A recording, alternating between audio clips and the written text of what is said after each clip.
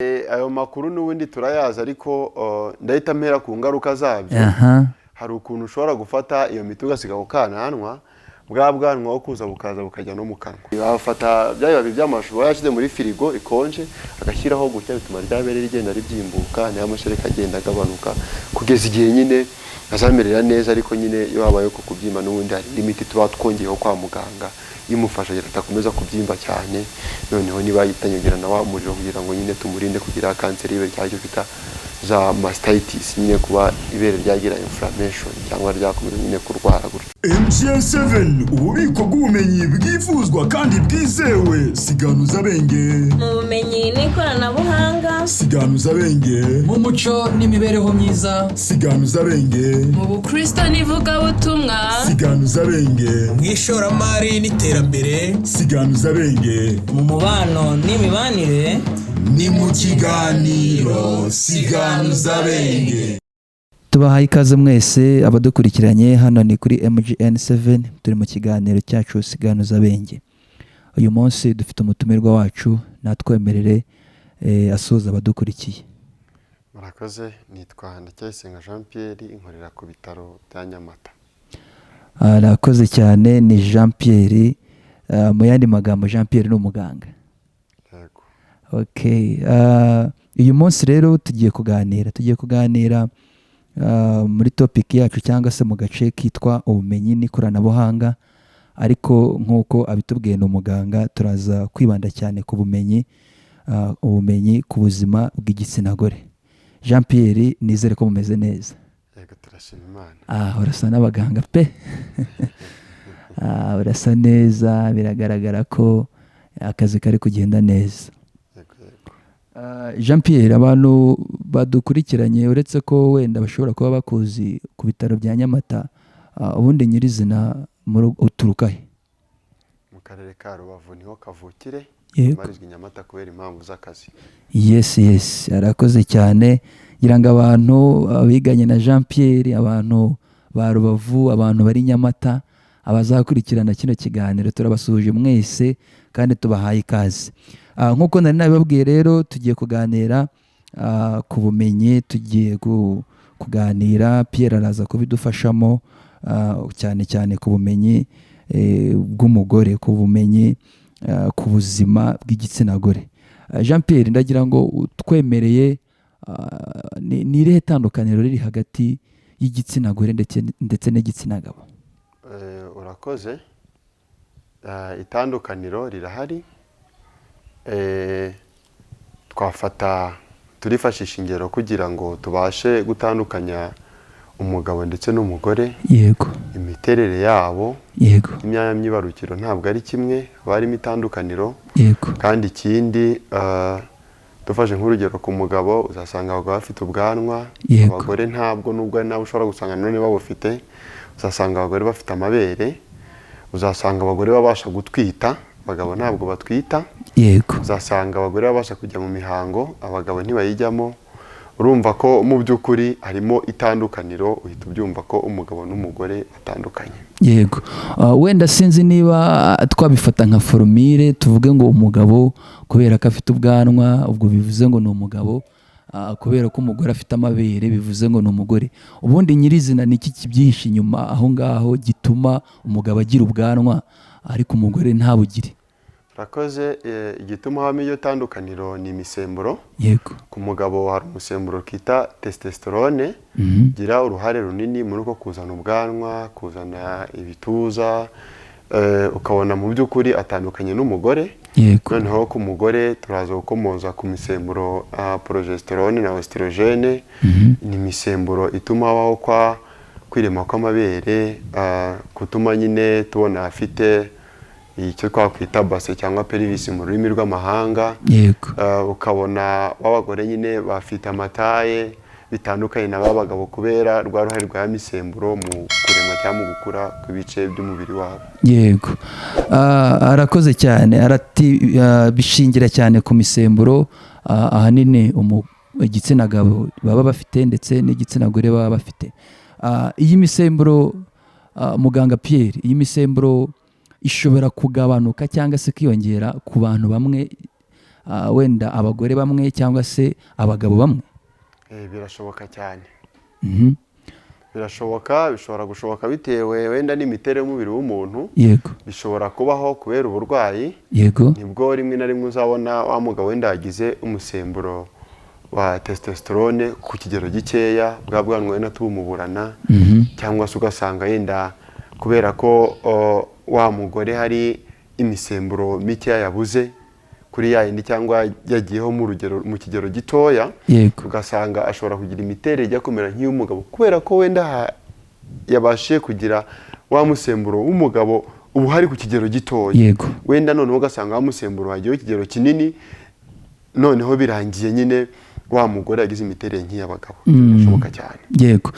Ese iri tandukaniro cyane ku misemburo rishobora kugira ingaruka wenda mu gihe umwe afite imisemburo mikeya, wenda afite imisemburo myinshi, bishobora kugira ingaruka ku buzima bwabo, rimwe na rimwe bikaba byabiviramo uburwayi? Yego, birashoboka cyane iyo umusemburo runaka ubayeho mu kigero gitoya. Niyo mpamvu abo bantu iyo abonye afite cya kibazo tumugira inama yo kujya kureba muganga, akajya kureba inzobere y'abagore, cyangwa akajya kwa muganga nyine muri rusange. Noneho kwa muganga niho basuzuma bifashishije n'ibindi bizamini bya laboratoire, bakamenya ati uyu muntu imisemburo imeze gute, se turamuha imiti yongera imisemburo mu mubiri kugira ngo ibintu bikosoke. Iyo menyekanye bikiri kare abakira amahirwe yuko byakosoka, ariko umuntu agenda atinda abayishyira ku byago cyangwa se ku ngaruka zo gukomeza nyine kwanga muri rusange. Yego. Hari imvugo ndi gukunda kumva muri no minsi cyane, bavuga ngo bujubuju. Abujubuju bakaba bashatse kuvuga umuntu udafite ubwanwa, cyane cyane ku gitsina gabo.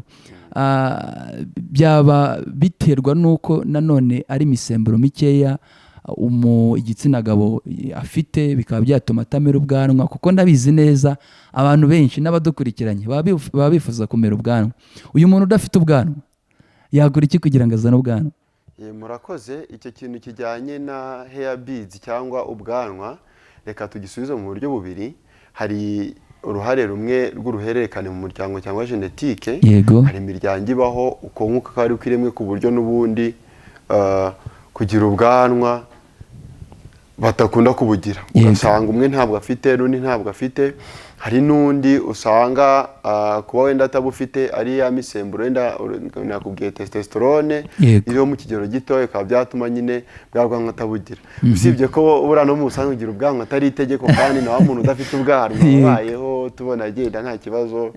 Ariko aho umuntu afite ikibazo cyose cyangwa yumva, kuko turabizi neza ko icyo twita kudevelopa second sexual characteristics akenshi ziza kuri wa muntu guhera ku myaka 10-14. Icyo gihe rero nibwo dushobora kureba ese wa muntu kuba ubwo bwanwa butaraje byaba ari ikibazo cy'imirire, ko no ku muntu yaba arya nabi nabyo bishobora kumushyira kuri ya risk, cyangwa se kuba byatuma ashobora kuzaba exposed kuri cyangwa kuzabigira. Yego. Kuba wenda ibinure byinshi byaba biri mu mubiri, ni impamvu nyinshi.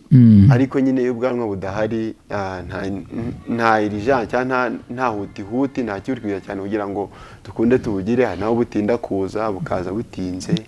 Abantu bagomba gutuza nyine bakumva ko ari bibaho, kireka wenda kuba tabufite bwaba bumushyira ku kindi kibazo cyo kuba afite indwara runaka, cyangwa se wenda bwamuviramo ikindi kibazo gikomeye. Nagiye nkunda kubyumva cyane cyane ku basore baba bari kugira mu myaka 18, 20 kugera kuri 24, cyane kuri wa wundi muri icyo gihe utaba urazana ubwanwa. Hari ibintu nakunze kumva cyane ngo hari imiti bakoresha bashobora gusiga ku kananwa, rimwe na rimwe ishobora gutuma ubwo bwanwa buza. Ibyo bintu waba ubizi wowe? Ayo makuru n'ubundi turayazi, ariko ndahita mpera ku ngaruka zabyo. Hari ukuntu ushobora gufata iyo miti ugasiga ku kananwa, bwa bwanwa kuza bukaza bukajya no mu kanwa. Urumva ko ni ya miti ukoresheje kugira ngo wenda ya misemburo yabaye urugero mikeya izamuke ku bwinshi, none izamuka kubera ko wenda niba ubwanwa umubiri bwari bwarateganyije ko bugomba kuza ahangaha. None ubwo buraza uko bushaka bitagiye inama iterere y'umubiri, usanga bwagira no mu kanwa kandi bwakomeje mu matwi. Ni byiza ko abantu nyine bubahiriza inama zo kwa muganga bakitonda kurusha uko bakwizerera mu gusigaho bya bindi rimwe na rimwe batazi naho byavuye, arababwira ati twasizeho ibiyobyabwenge twagize dute, kandi ahubwo bimugireho ingaruka ku buzima bwe bwa ryari bw'ejo hazaza. Ni byiza ko abantu bitonda rero, ikibazo cyose yagira akajya gusobanuza cyangwa kwivuza kwa muganga akamusobanurira mu buryo bwimbitse. Yego, abantu badukurikiye badafite ubwanwa, Pierre arababwiye ngo nibahumure ntacyo bitwaye, ntabwo ari itegeko kubugira, cyane iyo bitewe n'impamvu zitandukanye. Wenda twari twatinze cyane ku musore n'ibyerekeranye n'ubwanwa, ariko ndagira ngo tugaruke ku mukobwa. Nitugaruka ku mukobwa turaza kumuhera birumvikana kivuka, imikurire yiwe, kuzagiza igihe Imana izabishakira. Hari ibibazo bikunze kuza kuboneka cyane ku gitsina gore, ibintu byerekeranye n'imihango. Imihango ni iki Pierre? Imihango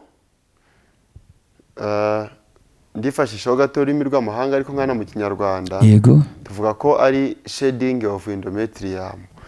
Endometrium ni igice cya nyababyeyi. Yego. Igice cya nyababyeyi nyine mivuze nko mu kinyarwanda ni icyo gice nyine kigera icyo gihe nyine kikamera nk'igishwa cyangwa se nyine kwangirika, reka mbinkoresha urwo rurimi. Yego. Noneho nyine tukabona amaraso ava mu gitsina cy'umugore. Ariko ubwo tumeze nk'abantu bahereye hagati. Yego. Kugira ngo ya mihango izaboneke cyangwa ntiboneke, bigira process cyangwa step cyangwa inzira binyuramo kugira ngo tugere kuri kwa kubona ya mihango ku mugore. Ariko nabyo yifashishwa iki bitewe na misemburo. Yego. Ibi bya bitandukaniye cyane n'uburumbuke. Okay. Murakoze. Igihe cy'uburumbuke n'imihango ni ibintu bibiri bitandukanye. Yego. Vuga ngo imihango kugira ngo iboneke harasaba kuba dufite ya misemburo. Yego. Ya misemburo urugero ndahita mpera kuri progesterone, umusemburo wa progesterone uboneka muri proliferative phase. Ni wa musemburo ubaho ukazamuka mu bwinshi kugira ngo ujye gutera kwaguka kwa ya endometrium cya gice cya nyamabyeyi twavuze. Yego. Nihabaho uko kwaguka rero hazaboneka ya mihango. Noneho ndagira ngo njye guhita mbijyanisha no kuba habonetseho bwa burumbuke. Noneho iyo ari iyo progesterone hahita haboneka mu kigero gitoya undi musemburo wa oestrogene. Yego. Iyo oestrogene na progesterone hahita haza undi musemburo none ubwo mu gihe cy'uburumbuke wa luteinizing hormone. Uwo musemburo niwe utuma nyine haba ikintu twita ovulation. Ovulation ni ururimi rw'amahanga ariko handi twita mu burumbuke. Umuntu ashobora kubaza wenda uti se ngewe namenya gute igihe cy'uburumbuke cyegereje cyangwa se kitegereje? Ni ikibazo resi yakubazaho mu bijyanye n'imihango. Yego. Uvuga ngo kuva ku munsi wa mbere yaboneyeho imihango kugeza ku munsi wa 14 hari abantu bagira ukwezi guhindagurika no kudahindagurika. Yego. Tugeze ku munsi wa 14 ubushakashatsi butubwira ko uvuye ku munsi wa 11 kugeza ku munsi wa 14 no ku munsi wa 14 kugeza ku munsi wa 17. Yego. Uwo muntu ari mu gihe cy'uburumbuke ashobora kugira utashobora gusama. Yego. Noneho uwo muntu nyine nibwo wenda abubatse bagira inama yuko bakoze imibonano mpuzabitsina bashobora gutwita, babandi batubatse badukurikiye niyo bamubwira ntaho ngaho ugomba kwirinda cyane kugira ngo utaza gusama yanda utateganyije. Noneho no kuvuga ngo aho ngaho turacyari handi kuri ya misemburo. Dufite umusemburo wa luteinizing hormone, noneho tukagira na musemburo wundi wa progesterone. Nyuma gato handi kwa dufite wa musemburo ubanza wari n'undi wa follicle stimulating hormone utuma nyine habaho ya mafollicle cyangwa se bya bintu bishobora kuzagaburira ryagi ryamaze kuboneka mu gihe cy'uburumbuke. Yego. Noneho ubwo no kuvuga ngo iyo tugize amahirwe nyine wa muntu wagize mu gihe cy'uburumbuke akabona n'umugabo agasama, wa musemburo wa progesterone uboneka mu bwinshi kugira ngo ujye gutuma yanda igira ute igumamo. Iyo wa muntu rero ryagi ryabayeho noneho ntahure n'umugabo, ryagi rikora ikintu bita nyine rirangirika cyangwa se rirashwanyagurika kugira ngo noneho nyine wa muntu bitegure kuzongera kugira ute kujya muri ya mihango. Noneho wa musemburo wa progesterone wagombaga kuza gutuma yanda igumamo ubwo hitu umanuka ku kigero gito kugira ngo nyine kuko nta muntu babonanye yandi igira ute ntizaboneke ntizabeho. Wenda kugira ngo abadukurikiye barusheho kuza gusobanukirwa hari abantu benshi twagiye twumva badusaba ko twazabatumirira umuntu akabidufashamo cyangwa se akabibafashamo kugira ngo basobanukirwe ngo niba umuntu ageze mu gihe cy'uburumbuke arangwa n'ibi, hanyuma niba ageze no mu gihe cy'imihango nyirizina nawe arangwa n'ibi. Mu gihe cy'uburumbuke igitsina gore, umukobwa cyangwa se umugore, umukobwa cyangwa se umugore arangwa n'iki mu busanzwe? Murakoze. Mu gihe cy'uburumbuke umugore cyangwa umukobwa arangwa na temperatire cyangwa ubushyuhe buri hejuru, yego, burazamuka ugereranije n'igihe gisanzwe. Ikindi, mu gihe cy'uburumbuke umugore cyangwa umukobwa aba yumva akeneye umuntu babonana, umugabo cyangwa se wenda bariya batari basha, nyine akumva nyine afite kwa kwifuza kuba yaba ari kumwe n'umugabo cyangwa se n'umusore. Kandi muri iki gihe cy'uburumbuke akenshi barangwa nyine n'urugwiro cyangwa n'urukundo rwinshi. Noneho ubwo ngarutse imbere nyine muri cya gihe cy'imihango, mu gihe cy'imihango nyine arangwa no kuva y'amaraso mu gitsina. Yego. Ikindi aba yumva babara igice cy'umugongo no mu kiziba cy'inda. Yego. Ni ibimenyetso nyine biranga ko wa muntu agiye kujya mu mihango cyangwa se yayigezemo. Hari n'uwo atari yabona ya maraso ava mu gitsina ariko akumva bya bimenyetso akavuga niko biri kose ngiye kujya mu gihe cy'imihango, akari gatangira kubyitegura, kagura za kotegisi cyangwa nayo kugira ngo aho yaba ari hose ataza gutungurwa nabyo. Uvuze gutungurwa, niba ngaruka ku kibazo cyane bakunze kutubaza, kubera iki bamwe bagira imihango ihindagurika abandi bakaba bagira imihango idahindagurika ku buryo baba bazi ngo iki gihe nzajya mu mihango? Ese ni iki gitera umuntu kugira imihango ihindagurika? Murakoze cyane. Akenshi kugira imihango ihindagurika ni imiterere y'umubiri w'umuntu, cyangwa se akenshi n'uwongera kuganira n'abagore cyangwa abakobwa cyane n'abadukurikiye, kuvuga ngo ari ukuntu ushobora kubona ndi mu karere ka Musanze kubera ko hakonja, mu kanya nkahita ngenda nkajya mu karere k'Iburasirazuba kubera ko hashyuha. Kwa kwezi kwanjye igihe kwamaraga kubera ko habayeho guhindura miriye cyangwa agace nabagamo, hari igihe bita biza mbere cyangwa bikaza nyuma bitewe n'uko umubiri wanjye uko wari umenyereye habayeho impinduka. Noneho na ya misemburo tuvuga ari rya musemburo wari usanzwe muri icyo gihe cy'imihango uba sekireti cyangwa uboneka cyane kugero kiri hejuru, noneho kubera ko umubiri ariko uteye, kubera ko wenda yagize imirire mibi, kubera ko wenda yagize stress, kubera ko wenda atabanye neza n'umugabo we cyangwa n'umukunzi wiwe, bigatuma noneho kwa kwezi kwiwe guhindagurika kandi ko ari gusanzwe ari kwa kwezi kubwira ute kumeze neza. Yego. Arakoze cyane. Hari ikindi kibazo gikunze kugora cyane igitsina gore nanone kuri ibyo turiho tuvuga by'imihango, kuva cyane sinzi niba hariho igihe runaka bavuga ngo uyu munsi wose araba ari ukuva, ariko ugasanga uko kuva ku mugore cyangwa se ku mukobwa wagiye mu mihango ni ibintu byatumye ubuzima bwe buhinduka cyane cyane. Biterwa n'iki? Ni ukuvuga ngo mu busanzwe ndamanje gusubira inyuma gato yongeye kuri icyo kibazo. Tuvuga ko imihango ku muntu udafite ikibazo biva hagati y'iminsi 3 n'5. Kandi umuntu arajya mu mihango aba arimo kuva iminsi 3 cyangwa 5 ariko ntabwo baba bava bikabije. Yego. Ukuvuga ngo ingano y'amaraso batakaza niyo ishobora kukubwira nti uyu muntu yavuye bikabije cyangwa ntiyavuye bikabije. None hari n'umuntu nubwo tuvuga iminsi 3 n'5 uyirenza kageza no ku minsi 7. Yego. Cya gihe rero wavuye cyane cyangwa se wavuye ukarenza ya minsi turimo kuvuga. Yego. Ikintu ukora cyihutirwa ujya kwa muganga bakakurebera kubera ko hari indwara nyinshi zishamikiye kuri kwa kuza kw'imihango. Noneho umuntu akaba yagira ngo nibisanzwe igihe cyose adafite amakuru, ari nayo mpamvu mwabazaniye uburyo bamenyamo amakuru. Yego. Akamenya ngo jewe ese navuye cyane, sinavuye cyane, ese igihe cyarenze cyo kuba umuntu ajya mu mihango, ukagana muganga kubera ko ari igihe wa muntu ajya mu mihango bikarangira tumwongereye amaraso. Yego. Kubera ko yatakaje ingano y'amaraso menshi. Vaho umuntu wenda yavuye arenza mililitiro 80. Yego.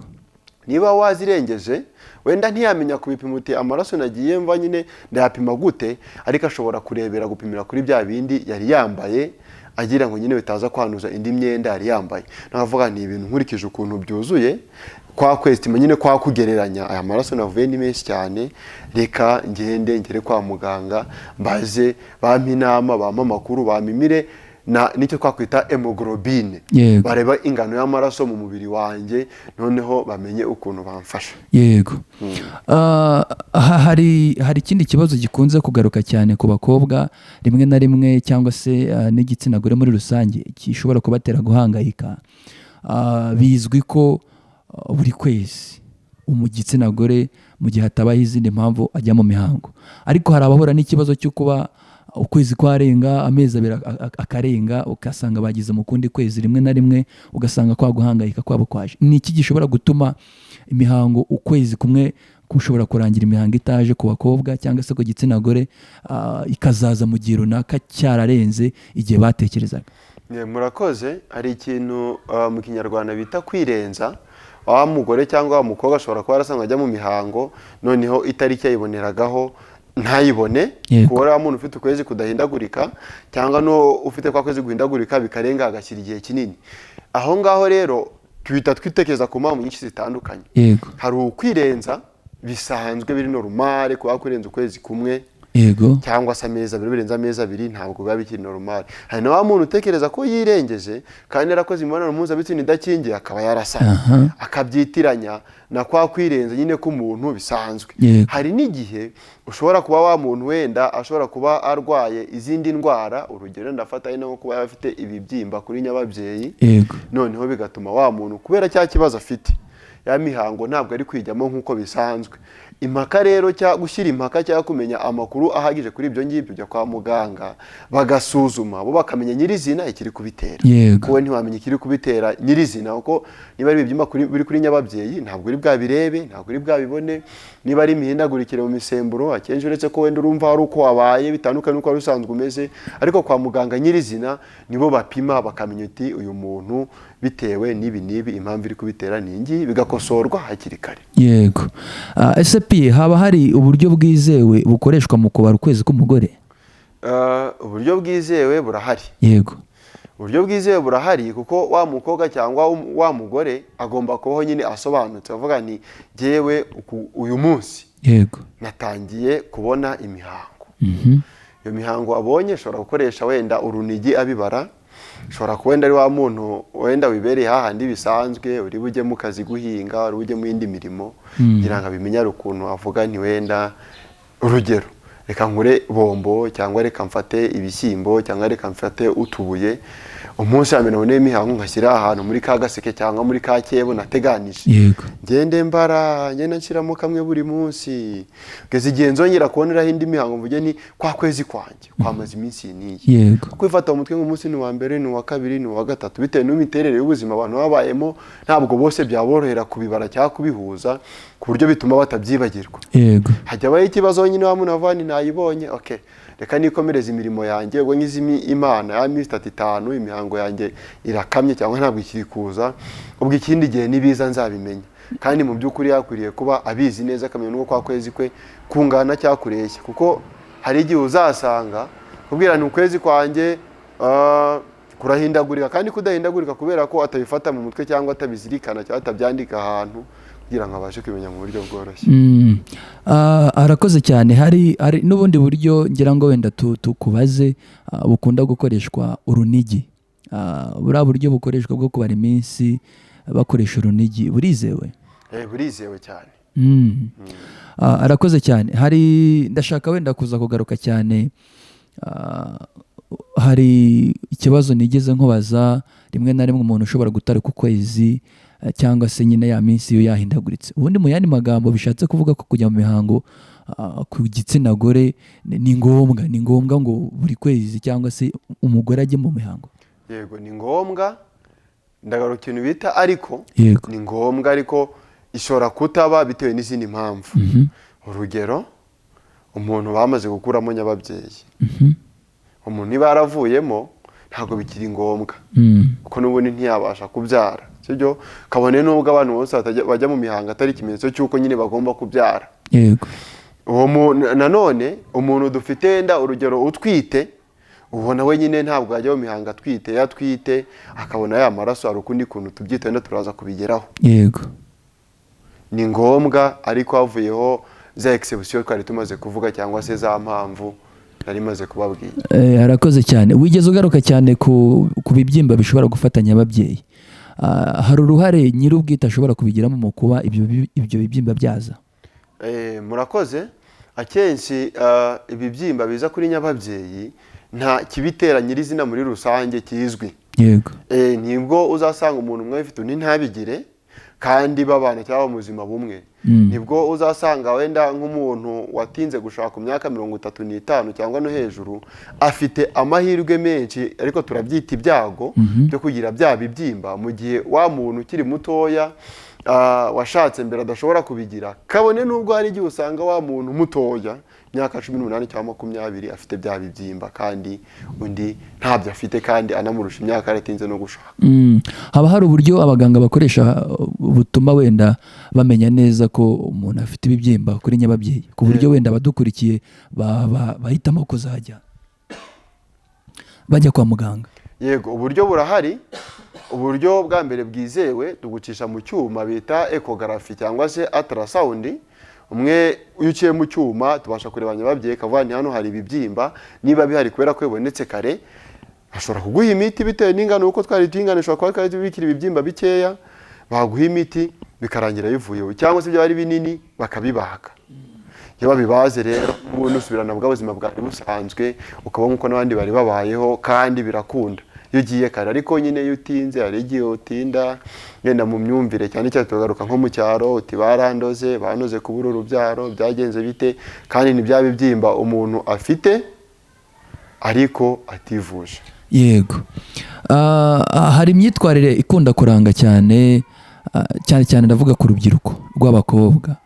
Rimwe na rimwe akareba ari bo baza kuvuga ko basamye kandi batabiteganyije bitewe n'uko bakoze imibonano mpuzabitsina, ariko ngira ngo ahari bishingira kutamenya cya gihe cyabo cy'uburumbuke cyangwa se igihe imihango ishobora kuzira. Niye myitwarire umwana w'umukobwa cyangwa se undi muntu wese utifuza gusama ashobora kugira mu gihe ari mu gihe cy'uburumbuke? Murakoze. Imyitwarire ya mbere yagira ni ukwifata. Atabonanye n'umugabo ntabwo ashobora gusama. Icya kabiri, n'igihe wenda kwifata byamunaniye agomba gukoresha agakingirizo kugira ngo ataza gusama. Naho ubundi buryo bwose bwatuma abonana n'umugabo aba afite amahirwe menshi yo gusama. Yego. Arakoze cyane. Agarutse ku kintu cyitwa agakingirizo. Pierre, agakingirizo kizewe bingana iki ku buryo gashobora gutuma wa wundi udashaka gusama bitaba, ariko kandi bikaza no kumurinda izindi ndwara zishobora kuririraho? Agakingirizo kizewe ku kigero cya 99. Yego. Ariko ndakomeza nambijyanishe n'ibindi bibazo bishobora kuba byavukira kuri ka gakingirizo byatuma wa muntu wenda ashobora no kugira ko tuvuga 99, hari rimwe riba ryasigaye by'uko wa muntu ashobora gusama. Yego. Impamvu tuva 99 ni iki?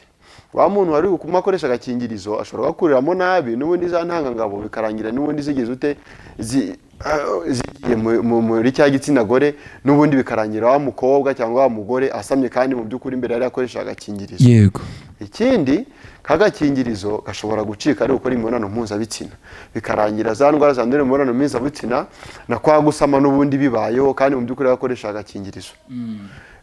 Dufite amahirwe mu gihugu udukingirizo kwinjira abatugenzuye, ariko nka kera hari igihe byabagaho wenda agakingirizo wenda karite mbi yako gakozwe nabi kaba gashobora kwemerera virusi itera sida cyane n'izindi ndwara kuba zanyura muri kagakingirizo zikagera ku muntu kandi ko gakoresha kagakingirizo. Arakoze cyane. Hari ikindi kintu ushaka tuze kugarukaho cyane Pierre atwemereye, ikintu cyo kuboneza urubyaro. Araza kutubwira kuboneza urubyaro ni iki, kandi araza kwibanda cyane kuboneza urubyaro ni iki bihagarika mu yandi magambo kugira ngo abantu badukurikiye babisobanukirwe. Murakoze. Iyo tuvuze kuboneza urubyaro ni kugerageza kubyara umubare w'abana ushobora kurera. Yego. Aho hari uzakubwira ati ko njye mbasha ko nabasha kurera abana 100, nawe tuvuga abana 100 nibo nzabyara. Tubara umubare w'abana umuntu ashobora kurera tukabijyanisha n'isi tugezemo umuvuduko iriho. Yego. Amashuri y'abana turabizi arahenze, kubabonera ibatunga n'ibyo kwambara nabyo birahenze. nk'iyi kanseri y'ibere iterwa n'iki? uko kumva afite ibibyimba mu ibere cyangwa se n'ibindi bimenyetso byose biterwa n'iki? Murakoze. Akenshi ntabwo ikitera kizwi, ariko ari ibishobora gutuma by'expose cyangwa bishobora gutuma umuntu ashobora kugira kanseri y'ibere. Yego. Dufate nk'urugero, umubyeyi arabyaye, abyaye umwana upfuye, agira ibyago byo kubyara umwana upfuye. Yego. Mu ibere rye hari harimo amashereka, kubera ko imisemburo n'ubundi agomba gukora amashereka yari yarabayeho ku bwinshi. Yego. Uwo mubyeyi amashereka akomeje kubamo menshi, nubwo hari inama dutanga nyine nkatamo menshi, naza kwigarukaho kugira ngo umuntu abyirinde. Amashereka agenda abamo menshi, nta mwana uri kuyonka, aragenda akomeze nyine agumemo. Ko agumamo ryabere yatangira kumurya, uko rimurya hazemo kwa gutukura, noneho bya bintu uko bikomeza bigenda bimara iminsi, ibyo byamuhereza amahirwe menshi yo kugira ya kanseri. Nk'abantu wenda tubagira inama yo gufata ya mashereka akayakamira hasi, cyangwa se no gukoresha amababi y'amashu. Wari uzi ko amashu akiza? Amashu aravura. Bafata bya bibabi by'amashu bayashyize muri firigo ikonje, agashyiraho gutya, bituma ryabere rigenda ribyimbuka, nayo amashereka agenda agabanuka kugeza igihe nyine azamerera neza. Ariko nyine iyo habaye ko kubyimba, n'ubundi hari imiti tuba twongeyeho kwa muganga imufasha kugira atakomeza kubyimba cyane. Noneho niba yitanyugira na wa muriro kugira ngo nyine tumurinde kugira kanseri y'ibere cyangwa bita za mastitis, nyine kuba ibere ryagira inflammation cyangwa ryakomeza nyine kurwara gutyo. Hari abamama bamwe bikunda kubaho bakagira amashereka menshi, rimwe na rimwe niba nabyita kuba ukabona yaba yambaye n'agapira ukabona amashereka yaje, biterwa n'iki? Murakoze. Ingano yo kuba wenda umuntu yagira amashereka menshi cyangwa make, byo ni imiterere y'umubiri w'umuntu.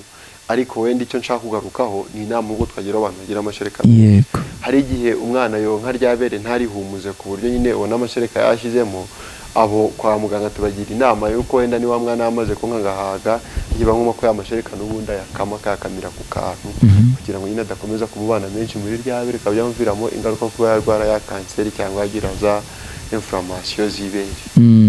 Mu bisanzwe mu mubiri w'umuntu nta miti bafata cyangwa se ubundi buryo bushobora gukoreshwa hadakoreshejwe kwikama y'amashereka? Oya, ni ukuvuga ngo nyine kubera ko imisemburo igira uruhare mu kuboneka kw'amashereka, twavuga wenda nka oxytocin na prolactin. Prolactin ikora ya mashereka, kandi umusemburo nyine mu mubiri w'umuntu niyo dutandukanye. Umuntu ubona byibushye n'akaba ananutse, ushobora gukorwa wa musemburo ku ngano iri hejuru, ku wundi muntu kari ku ngano iri ntoya. Noneho wasanga nyine wa muntu ugira amashereka menshi, n'abantu banywa ibikoma bakarya amasombe akagira amashereka menshi, abantu kumva batangiye no kuyabura. Rero biterwa n'umubiri w'umuntu, kandi ibyo ngibyo nyine ni ibintu bisanzwe biri normale. Iyo wa muntu akurikije inama za muganga bigenda neza.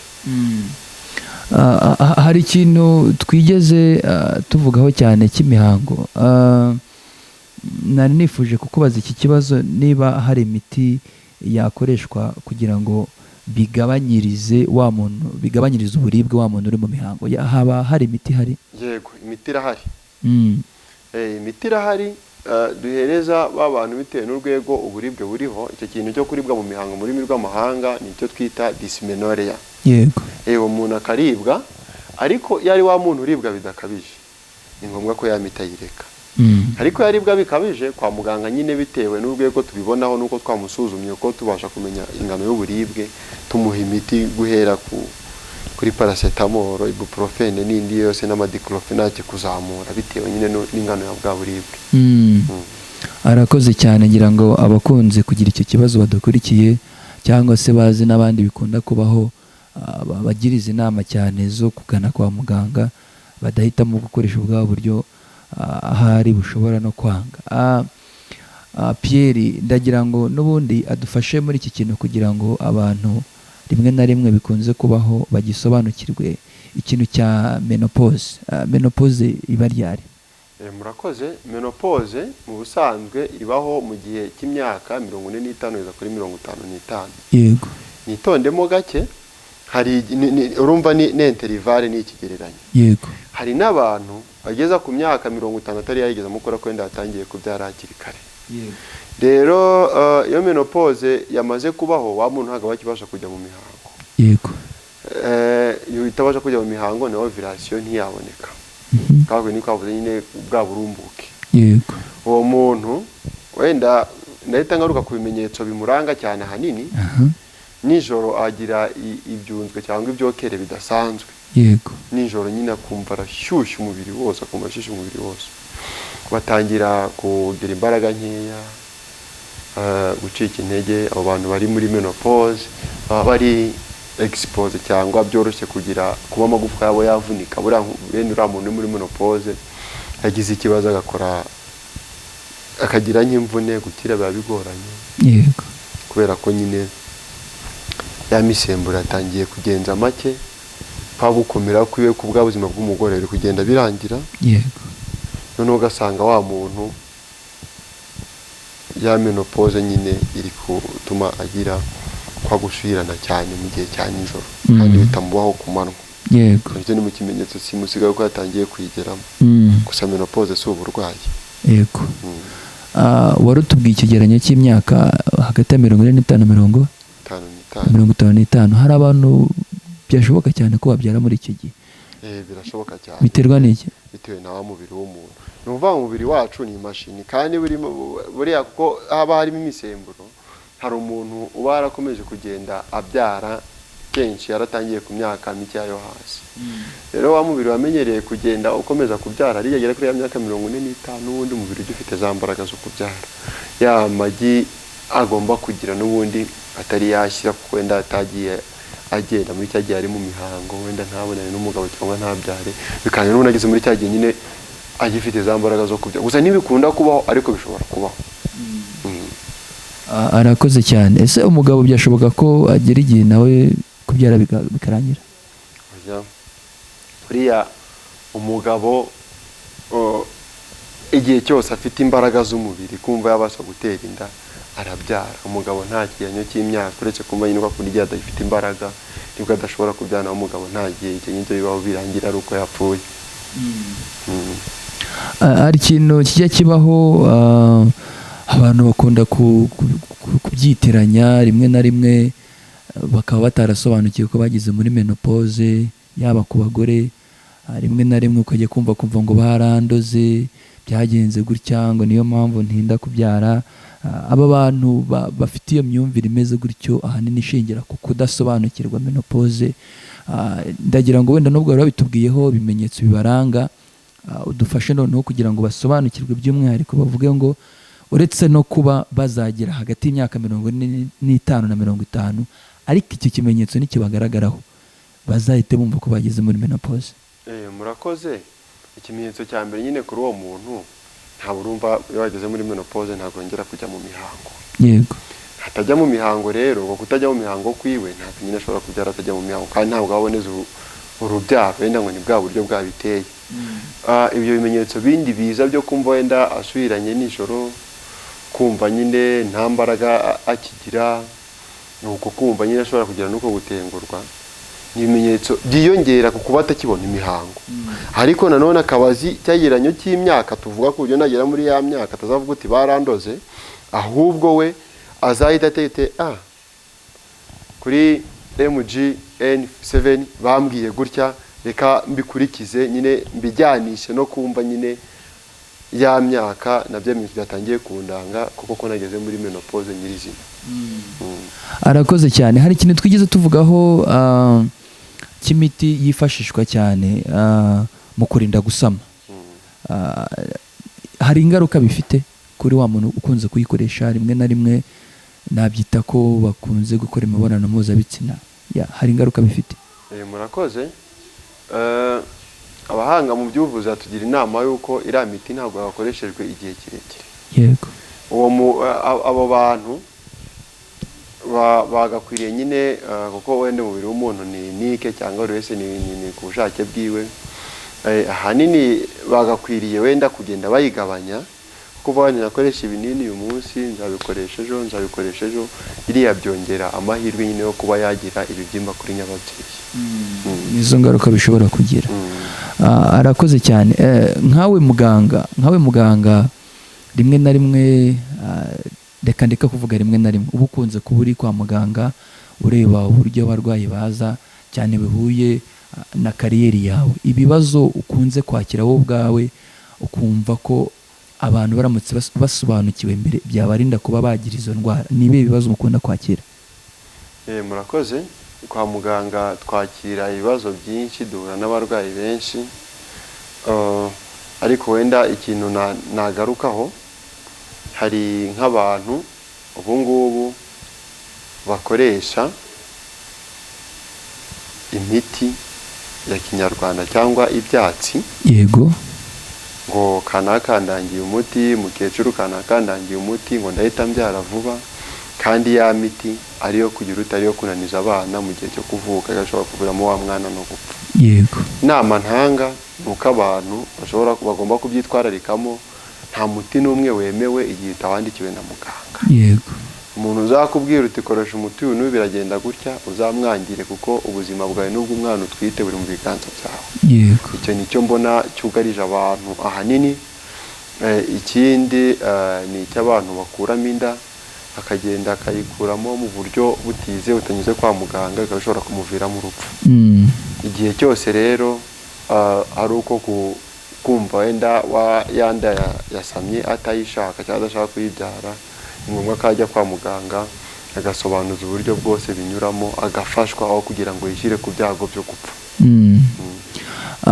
Wenda hari ikintu wari uvuze, rimwe na rimwe abo bantu bafata iyo miti ya kinyarwanda cyangwa se n'ibindi byose bishobora kugira ingaruka ku mwana batwite. Ndagira ngo noneho udufashe no gusobanukirwa cyane nk'abamama badukurikiye, imyitwarire ishobora kuranga abamama mu gihe batwite, ariko nanone igahita ko igira ingaruka no kuri ba bana batwite. Murakoze. Imyitwarire icya mbere turakomoza ku kunywa inzoga n'itabi. Yego. Iyo mama anywa inzoga n'itabi bigira ingaruka ku mwana, kuko umwana ajya kuvuka ari dependa ku nzoga n'itabi, ameze nawe nyine nk'uwari nyoye. Yego. Icyo ni ikintu umumama yakwinogera bitagira ingaruka ku mwana. Ikindi, umumama ari uburyo nyine tuba twaragenye nyine bwo uburyo umumama agomba kuryamamo. Yego. Kuryama aryamishije umugongo ntabwo biba byemewe, kuko abafashe bya biro by'umwana byose ashyize ku mugongo wiwe. Yego. Birangira rero kwa gutembera kw'amaraso azatuma za ntungamubiri zigera ku mwana bigenda bigabanuka, bikaba byarangira umwana adakuze nk'uko bigomba, akaba mutoya kandi igihe cyari kigeze, cyangwa se bikanamuviramo no gupfa. Byamumagwire kucyitwararikaho. Yego. Abadukurikiye rero babimenye cyane nk'ababa batwite, bagira imyitwarire bahindura mu buzima busanzwe, uretse no kunywa itabi cyangwa se kunywa ibiyobyabwenge. Hari abamama bashobora gutwita bakagira umushiha cyangwa se bakagira indi myitwarire, none bishobora none kugira ingaruka kuri wa mwana. Hari indi myitwarire yindi uretse no kuba bafata ibiyobyabwenge? Imyitwarire myinshi bihari, hari imyitwarire myiza n'imyitwarire mibi kuri abo bamama. Ariko akenshi ari biterwa n'imihindagurikire y'umubiri, kubera ko iyo habaye uko gutwita hari imisemburo ihita yinjira mu mubiri itari isanzwe. Yego. Ubwo rero iyo imisemburo yinjiye, abantu twese ntabwo twabyakira kimwe abantu baba batwita. Hari uwo bigwa neza, hari uwo bigwa nabi. Niyo mpamvu uzabona wenda bamwe inda y'isama igahita ivamo kubera n'ibibazo byinshi byatewe n'aya misemburo, ko yindi kigera mu mubiri w'umugore utwite, umubiri uhita wikanga, hajemo ikintu kidasanzwe, ugatangira kwirwanaho. Ariko nyine bimaze kumenyera, umubiri nyine bigenda neza bisanzwe. Ese nize inshingano cyangwa se nibiki umugabo abategetswe ku mugore mu gihe umugore batwite? Murakoze. Umugabo ategetswe ibintu byinshi, ariko wenda ndagaruka muri bikeya by'ingenzi. Yego. Icya mbere agomba kujyana nawe ku gipimo. Yego. Akamuherekeza, kandi ikindi umugabo akipimisha virusi itera sida na za sifilisi, imburuguki n'uburagaza, noneho niyo mitezi, ku buryo niba hari indwara arwaye, yego, itazatuma ayanduza wa mugore, kugira ngo bigire amahirwe yo kuba byagera kuri wa mwana, reka tubyita ibyago. Agomba kwipimirwa n'uruhare rwa mbere. Umugabo agomba gufasha wa mugore igihe afite intege nkeya, igihe wa mugore atabasha guteka, umugabo akamufasha, cyangwa igihe afite umukozi akamufasha mu gushaka ibyo kurya, mu kumufasha gushaka amafaranga yo kwitegura, n'igihe yagize ikibazo icyo ari cyo cyose kuri iyo nda, kuko ariwe waba abana umunsi ku munsi, niwe wa mbere abibwira, akabyumva vuba, akamufasha kugera kwa muganga. Haba hari ikintu runaka kizwi nyirizina gishobora kuba gitera kuba inda yavamo ku mubyeyi? Ni impamvu zigera muri 6. Yego. Ariko nyine ntabwo ahita uvuga uti ni kabwo hari bya bintu biba byongera amahirwe yo kuba yavamo. Yego, izo mpamvu. Turagaruka ku cya mbere cya infection twahoze tuvuga. Yego. Iriya infection yayigize ntayivuze ishobora gutuma inda ivamo. Yego. Hari icyo twita chromosomal abnormalities. Turemangingo cyangwa tunyangingo mu mubiri w'umuntu ushobora gutuma nawe yandivamo. Yego. Hari icyo bita fibroids and myomas, ibibyimba nyine biriya bibyimba, ko niba ikibyimba kiri imbere muri nyababyeyi akaba hagiyemo inda, harabamo kuganzanya, niyamo kuganzanya wenda bya bibyimba birusha imbaraga none birangira yandivuyemo. Hari iyo bita endocrine disorders n'indi, none n'ibibazo nyine by'ibyo bya reproductive by'uburumbuke. Yego. Kandi bikaba byatera kuba yanda yagira uteyapamo. Hari n'ama accident, kuko n'ubu umuntu yakoze impanuka nyine inda yavuyemo. Hari n'ibindi byinshi nyine biba bitazwi ariko bitera kwa kuva mu kwa yanda. Pierre arakoze cyane. Ukiri imbere ya kamera kandi ugifite na mikoro, aba bantu badukurikiye cyane mwebwe mw'isi mubamo nk'abaganga, ubutamenya navuga ngo abaturage bafite mubona bushingira kuki butuma rimwe na rimwe nyine indwara ziyongera, cyangwa se mukabona navuga ngo mufite akazi kenshi? Ariko ukutamenya kwa bamwe, hari ukutamenya kubera ko batabiganirijwe, hari no kutamenya kubera ko haba hatari ubushake bwo kubimenya. Ko ibintu byinshi bijya kuri radiyo, bamamaza amapublicité, amakampanye, mu tugoroba tw'ababyeyi, mu midugudu, mu muganda. Noneho wa muntu utabasha kwitabira ibyo bikorwa ashobora kutamenya n'ibyo baba baba barize mu ishuri. Hari n'ugeraho biri kuvugirwa cyangwa hicaye ariko adashaka kubimenya. Ubwo rero ni uruhare rwa buri umwe wese kugira amatsiko ku bijyanye n'ubuzima bwiwe, ahantu hose agiriye amahirwe yo kumenya akabimenya. Noneho nibyo wumva udasobanukiwe, kujya kwa muganga gusobanuza nta kibazo, baragusobanurira ugataha ukagenda ubizi neza, wenda utabwiye na mugenzi wawe utabizi nka kubeshye, birangira ukoze ibidakwiriye kubera ko nta makuru wari ubifiteho. Ese ni ubuhe buryo bwemewe cyangwa se mwebwe abaganga mukoresha, navuga ngo bwemewe, butuma umuntu mwamwemerera gukuramo inda? Ni impamvu nyinshi ariko nagenda ngaruka kuri bikeya. Cya mbere, kuba umuntu yatewe inda n'uwo bafitanye isano. Yego. Iyo nda biciye nyine mu nzira igomba gucamo, biba byemewe ko yavanwamo. Yego. Kuba umuntu yahohotewe cyangwa yafashwe ku ngufu. Yego. Nabyo biciye nyine muri za nzira zubahirijwe zose, kuburinda ageze kwa muganga n'inda ishobora kuvamo. Yego. Kuba watewe inda n'ubundi atujuje imyaka y'ubukure, iyo nda nayo ishobora kuvanwamo. Yego. Impamvu nyinshi biba binanditse no mu mategeko bihari, birakurikizwa. Iyo kuba wenda uwo muntu nanone ikindi nagarukaho, watewe inda cyangwa utwite afite ikibazo cy'uburwayi bwo mu mutwe. Yego. Umuntu imibonano mpuzabitsina yakoze wenda ku gahato, cyangwa se yafashwe cyangwa yagize gute, izo ngizo zose nyine tuba dufite kiriteri cyangwa ingingo dukurikiza kugira ngo wa muntu yanda yiwe ibe yavanwa. Arakoze cyane Pierre, twagiranye ibihe byiza, ndatekereza abadukurikiranye hari ibintu bungutse, nta nubwo ndi kubishyidikanya, hari ibintu byinshi bungutse. Turabasaba ko n'ibindi mwifuza ko ubutaha dushobora kubaganiriraho, mubyandike muri komenti, kandi mukore subscribe, mukore na like, ibiganiro mubisakaze bigere kuri bose, kugira ngo iyi message ntaba ari twe tuyigumanira cyangwa se mwebwe gusa. Turabashimiye mwese. Pierre Nkundira ngushimire. Murakoze cyane. Mbere yo kuva kuri kamera, hari ikintu wabwira abantu badukurikiye? Murakoze. Mbere yo kuva kuri kamera no kuri mikoro, ikintu nabwira abantu badukurikiye nuko bakwiriye guha agaciro inama tuvugiye aha hantu, bagakurikira ikinyamakuru cyacu. Ibibazo bindi bagira akabyandika muri comment, ibyo tutasubije bakabishyiramo, ibindi bifuza nk'uko mwabivuze nabyo bakabishyiramo. Kandi inama ya nyuma ntanga, ejo heza ha buri wese abigizemo uruhare arashoboka. Yego, arakoze cyane, turagushimiye.